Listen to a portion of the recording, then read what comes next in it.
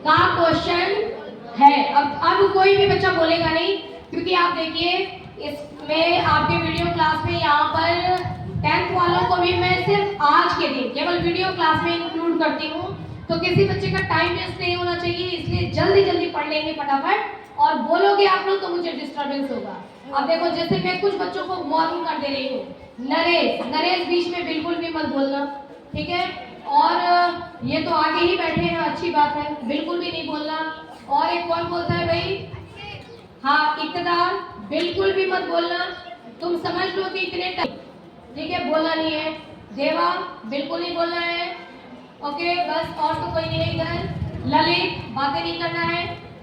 अक्षर अक्षर तो ऐसे ध्यान देता है, पढ़ता है। खुशीराम तुमको कोई छेड़ेगा तो नहीं, तुम देख लो तुम्हारे आसपास कोई ऐसा तो नहीं है जो तुमको छेड़ेगा, ठीक है, ओके डन। अब कोई भी बच्चा डिस्टर्बेंस वाला नहीं है, अपनी अपनी पोजीशन चेंज। मेरा आज कहाँ बोलता है, नहीं अभी तो मैंने इसको समझा दिया, बोलता नहीं है, बिल्कुल नहीं बोलेगा। क्वेश्चन ये है भावेश दुबे का कि हमारे शरीर को कंट्रोल कौन करता है ना। दो चीजें हैं इसमें दो बातें पूछी हैं कि कंट्रोल एंड कोऑर्डिनेशन, है ना, दोनों ही चीजें, एक तो कंट्रोल और दूसरा कोऑर्डिनेट कौन करता है। कंट्रोल का मतलब तो हो गया कि ठीक है मैं खड़ी हूँ, है ना, मेरे बॉडी ने बोला, मेरे शरीर ने खड़े हो जाओ, खड़ी हो गई, शरीर ने बोला बैठ जाओ, बैठ गई, शरीर ने बोला कि माइक ऐसे पकड़ लो, मैंने पकड़ लिया, है ना। अब पढ़ाते हुए मैं 20 तरीके का अगर फेस बनाती हुए है तो वो भी कौन बोलता है, मेरा शरीर, ठीक है। तो मुझे कंट्रोल कौन कर रहा है, कोई होगा जो मुझे कंट्रोल कर रहा है।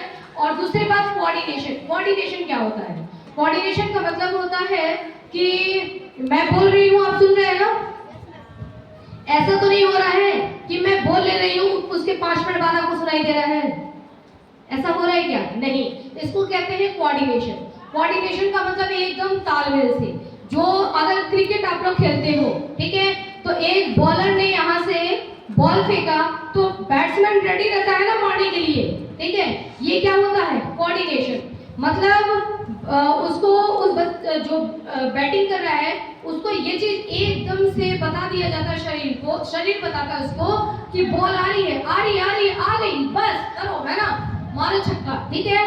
तो ये चीज कोऑर्डिनेशन में हो रहा है। ऐसा तो नहीं कि बॉलर पहले बॉल डाल के चला जाए, 5 मिनट बाद आकर के बैट्समैन जो है वो मारे, ऐसा होता है, नहीं होता है।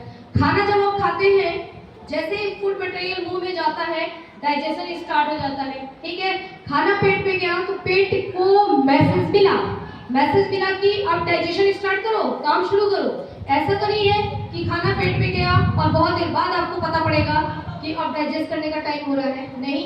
तो अगर हर एक चीज इसके बाद ये हो रहा है, इसके बाद ये हो रहा है, हम सांस ले रहे हैं उसके बाद सांस छोड़ रहे हैं, है ना, तो एकदम सारी चीजें टाइमिंग एकदम फिक्स है। अगर हम ब्रीदिंग करते हैं, सांस लेते हैं, उसमें क्या होता है, सांस आपने लिया और आपने कितने सेकंड में सांस लिया, 2 सेकंड में। सांस लेने का टाइम कितना होता है, 2 सेकंड, इसको बोलते हैं इनहेलेशन। 2 सेकंड में सांस लेते हैं, नॉर्मली ध्यान नहीं दोगे तो भी 2 सेकंड में सांस लेते हैं और 3 सेकंड में सांस छोड़ते हैं, ठीक है। तो जो हवा जाती है उसको बीच में रोका जाता है ना, लंग्स में रोका जाता है। जब हवा आ रही है ना तो उसको बोला जाता है रुके रहना भाई, रुके रहना, है ना। तो हवा को रोक के रखा जाता है। क्यों रोक के रखा जाता है, ताकि उसमें से ऑक्सीजन निकाल लिया जाए, ठीक है।